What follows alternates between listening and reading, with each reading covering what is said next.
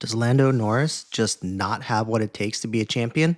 Let's recap the Canadian Grand Prix. Starting with qualifying, Mercedes and George Russell just knows what to do at this track and takes pole for the second year in a row, and Kimi qualifies in fourth. Verstappen qualifies second, showing he has ice in his veins and doesn't let his looming race ban affect his driving. If you don't know what I'm talking about, take a listen to my last video covering the Spanish Grand Prix. If I can get on my soapbox for a second, I was getting so tired last week of every F1 commentator making excuses for that man, acting like this grown ass adult couldn't separate his urge to smash into drivers when things don't go his way and his competitive drive to win championships.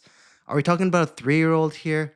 Get your shit together, people. Because he's a world champion, he gets a free pass to do whatever he wants, and it'll just be brushed off as part of his killer instinct or what makes him a world champion. Anyway, McLaren showed some weakness in their pace this week, and Oscar qualified in third, and Norris, after having to bail on his first Q3 attempt, could only manage seventh. With that, let's address part one of why Norris isn't ready to be a champion. It's moments like these when he needs one lap at the end of Q3 where the greats deliver and find the time. In the meantime, he's having his race engineer remind him of his braking references. Moving on to the race, it was honestly pretty boring for most of the race. The real craziness started with about 10 laps to go in the race when the top 5 positions all started catching up to each other, with Oscar being chased down by Norris in 5th and Oscar chasing down Kimi in 3rd. At one point, Kimi, Oscar, and Lando were close enough to have DRS. Then, inevitably, on lap 67 of 70, Norris takes a lunge on the hairpin and he goes wheel to wheel with Oscar down the long straight. Oscar breaks late into the last chicane and retakes the lead.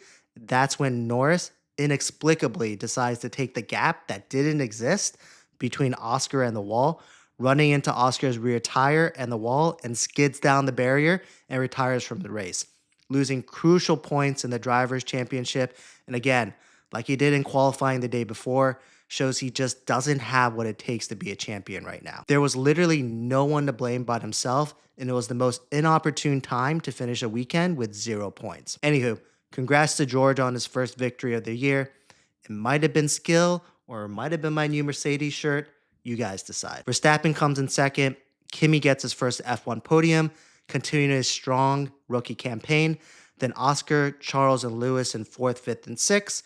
Then Alonso, Hulkenberg, and Ocon getting strong finishes for the bottom feeders, and Carlos Sainz rounds out the top 10. Looking forward to the Australian GP in 2 weeks. I'll catch you guys then.